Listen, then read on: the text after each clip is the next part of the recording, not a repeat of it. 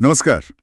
आज हम मुंशी प्रेमचंद की एक बहुत ही मशहूर कहानी नमक का दरोगा, इस पर थोड़ी गहराई से बात करेंगे। हाँ बिल्कुल। ये कहानी मतलब ईमानदारी, भ्रष्टाचार, आदर्श, इन सब चीजों को छूती है। और इसमें एक सामाजिक कटाक्ष भी है, जबरदस्त। हमारे पास जो जानकारी है वो यही बताती है। हाँ तो चलिए कोशिश करते हैं समझने की कि इस कहानी के जो मुख्य बिंदु हैं वो क्या है। जरूर। और देखिए, कहानी का जो समय है वो समझना अहम है। अच्छा। हाँ, ये वो वक्त था जब नमक पर भारी टैक्स लगा हुआ था।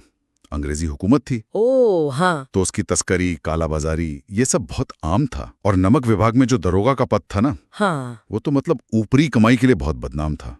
सोने की खान जैसा मानते थे लोग। अच्छा अच्छा। तो इसी माहौल में आते हैं हमारे हीरो मुंशी वंशीधर, जी, पढ़े लिखे हैं पर गरीब घर से। सिद्धांत वाले युवक। बिल्कुल आदर्शवादी कह सकते हैं। और पिताजी तो दुनियादारी सिखा रहे थे कि भाई ऊपरी कमाई पर ध्यान देना। हाँ, लेकिन ये अपने उसूलों पर अड़े रहे और इनको मिल गई नमक विभाग में दरोगा की नौकरी। सही।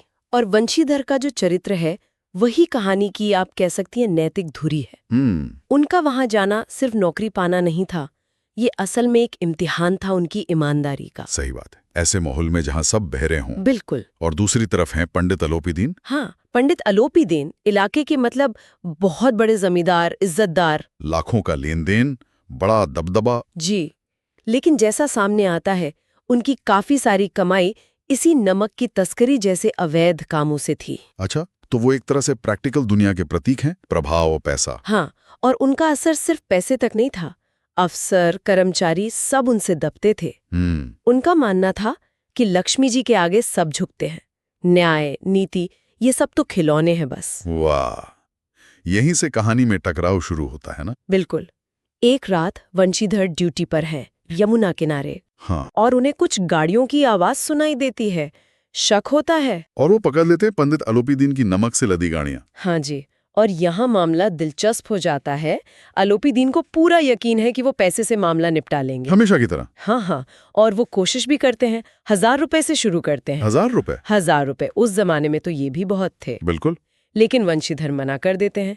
फिर 5000, 10,000। 10,000? हाँ। और बात बढ़ते बढ़ते 40,000 तक पहुंच जाती है। 40,000? जी। ये तो वंशीधर की कई सालों की तनख्वाह से भी ज्यादा रही होगी। यकीनन। सोचिए जरा उस युवक पर क्या दबाव होगा। एक तरफ गरीबी, पिता की बातें, और दूसरी तरफ अपने सिद्धांत। जी। पर वंशीधर टस से मस नहीं होते। वो अपने जमादार बदलू सिंह को हुक्म देते हैं कि पंडित जी को गिरफ्तार कर लो। ये तो मतलब उस पूरी भ्रष्ट व्यवस्था के मुंह पर तमाचा था। बिल्कुल। ये सिर्फ गिरफ्तारी नहीं थी, ये एक अकेले आदर्शवादी युवक की टक्कर थी, पैसे और ताकत से। हाँ। विश्लेषण भी यही कहता है कि ये कदम बहुत असाधारण था उस समय के हिसाब से। जहां छोटी छोटी रकम पर ईमान डूल जाता था। सही। लेकिन कहानी अब यथार्थ की तरफ मुड़ती है। मामला अदालत पहुंचता है। वंशीधर के पास सच था, पर अलोपीदीन के पास। अलोपीदीन के पास था पैसा, वकील और अपना रुसूख। तो फिर क्या हुआ? वही जो अक्सर होता है, अदालत में गवाह बदल गए, वकील ने ऐसी दलीलें दी। मतलब पैसे का खेल हुआ। हाँ, पैसे और पहुंच के आगे सच टिक नहीं पाया। अलोपीदीन साहब तो बाइज्जत बरी हो गए। और वंशीधर का क्या? उनके वंशीधर पर ही आरोप लग गया कि उन्होंने गैर जरूरी सख्ती दिखाई, विचारहीनता से काम लिया। अरे। और नतीजा ये कि वंशीधर की नौकरी चली गई। ईमानदारी का ये सिला मिला, अपमान और बेरोजगारी। हाँ। घर लौटे तो पिताजी ने भी खूब सुनाया। ये कहानी का वो हिस्सा है जो थोड़ा परेशान करता है। लगता है कि क्या सच में अच्छाई का कोई मूल नहीं? बिल्कुल। ये प्रेमचंद का समाज पर एक तीखा व्यंग है। वो दिखाते हैं कि कैसे सिस्टम अक्सर ताकतवर के आगे झुक जाता है और ईमानदार आदमी अकेला पड़ जाता है। ये उस वक्त की सच्चाई थी। पर कहानी यहाँ खत्म नहीं होती है ना, इसमें एक बड़ा दिलचस्प मोड़ आता है। हाँ बिल्कुल, जिसकी उम्मीद शायद किसी ने नहीं की होगी। क्या होता है? कुछ वक्त बाद पंडित अलोपीदीन खुद वंशीधर के घर पहुंचते हैं। अलोपीदीन वंशीधर के घर? ये तो बड़ी अजीब बात है। बदला लेने? नहीं नहीं, यही तो कहानी का कमाल है। वो वहां डांटने या बदला लेने नहीं गए थे। तो फिर? वो असल में वंशीधर की उस ईमानदारी से मतलब हार मान चुके थे, प्रभावित थे।